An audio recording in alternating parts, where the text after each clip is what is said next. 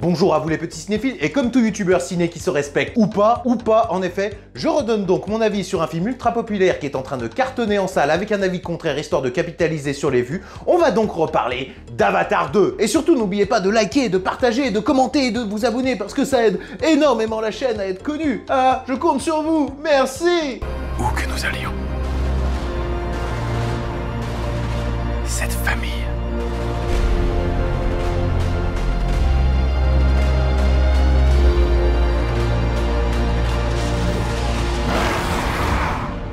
sera notre forteresse.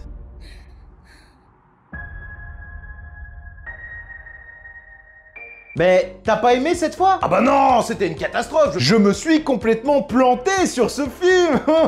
Par rapport à quoi? Mais parce que le scénario est complètement pété, c'est juste un copier-coller de l'épisode précédent. Les personnages n'avancent pas, et puis c'est bourré d'incohérences. Et si on parlait du HFR, là, le fameux HFR, c'est une catastrophe visuelle qui te défonce les yeux. Et on a vraiment attendu 13 ans pour ça? On se foutrait pas un peu de notre gueule? Ah, mais arrête, on s'est gouré comme des cons! De quoi? Mais oui, on a inversé l'ordre, il faut d'abord faire une première vidéo où tu dis que le film c'est de la merde, et une deuxième où tu dis qu'il est trop bien. Et voilà! Ah, merde! Ah Bravo mon pépé, bravo! La gestion d'une chaîne YouTube, vous savez, c'est compliqué, ça demande à réfléchir à ce genre de choses, hein? Demande-moi la prochaine fois parce que je sais tout, mais en tout cas c'est beaucoup plus facile de chier sur un film la première fois avec beaucoup de mauvaise foi, histoire d'attirer les viewers qui sont en recherche de sang. Et pourquoi en refaire une autre où tu dis son contraire alors? Eh bien comme ça tu attires l'autre partie de l'audience youtubaise que tu n'avais pas eu la dernière fois. Ah, mais putain, mais d'accord! C'est donc ça qui m'échappait depuis si longtemps. T'avais toujours pas compris? Non. J'aurais d'ailleurs toujours un peu de mal à comprendre comment on peut avoir un avis si différent entre deux visionnages, surtout quand les visionnages se passent à 2 jours d'écart. Bah...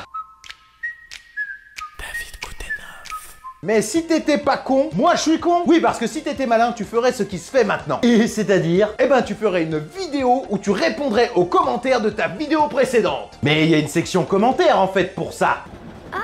En fait, c'est pour lire. Dépêche-toi! Mais parce que tu vas fidéliser les gens auront l'impression que tu vas répondre à leurs commentaires en direct et tu feras des vues. Hein? Ah, d'accord. L'écrit, c'est tellement dépassé. L'écriture, on l'emmerde.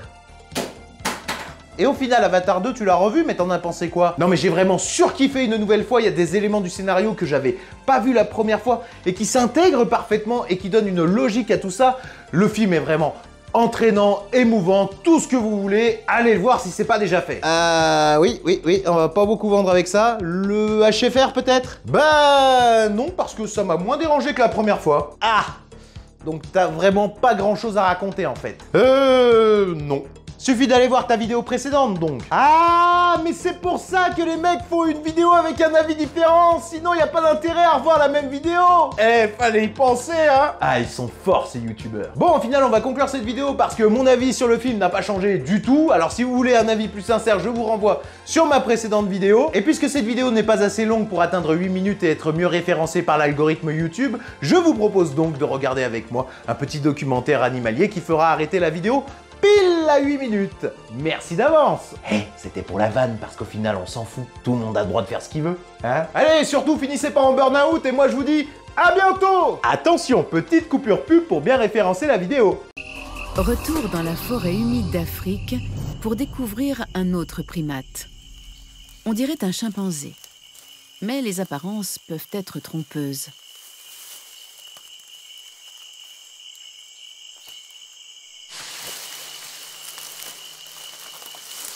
Ces drôles d'animaux ont longtemps été considérés comme de petits chimpanzés, mais il s'agit en fait d'une autre espèce, les bonobos.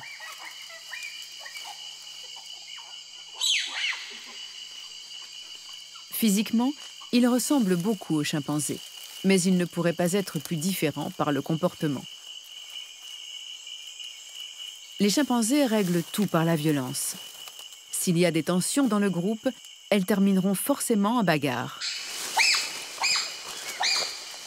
Les bonobos, eux, ont une autre solution pour calmer les tensions. Ils s'accouplent.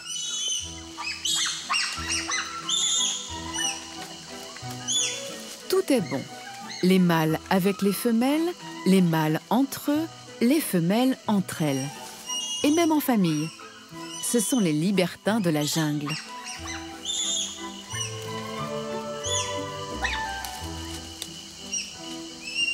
Ils sont parmi les rares animaux à s'accoupler pour le plaisir et non pour la seule reproduction, comme les humains. Chez les chimpanzés, le mâle domine. Chez les bonobos, ce sont les femelles. Dans cette communauté décomplexée et très soudée, les bébés sont au centre de l'attention. Comme chez tous les grands singes, ils grandissent lentement.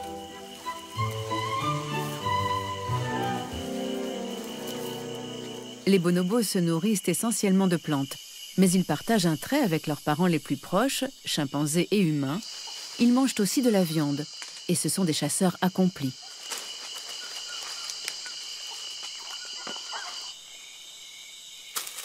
Il peut leur arriver de chasser en bande pour mieux traquer les mammifères. Ce n'est peut-être pas une coïncidence si les fruits qu'ils laissent tomber au sol attirent les duikers, de petites antilopes des forêts. Ces moindres mouvements sont surveillés d'en haut.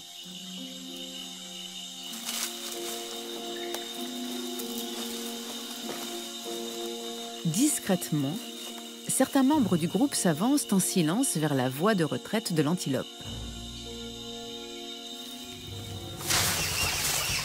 Et le piège se referme.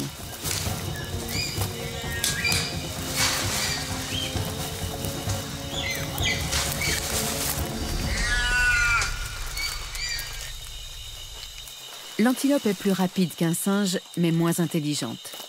Cette fois-ci, c'est le cerveau qui l'emporte.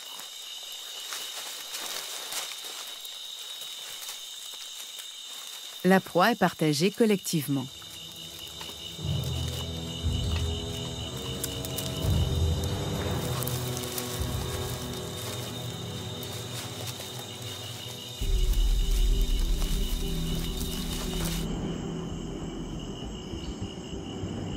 La forêt humide porte bien son nom.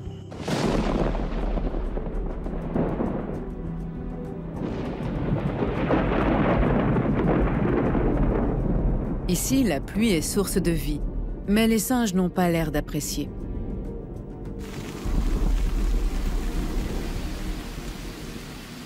Même ces chimpanzés au tempérament de feu attendent l'accalmie avec résignation.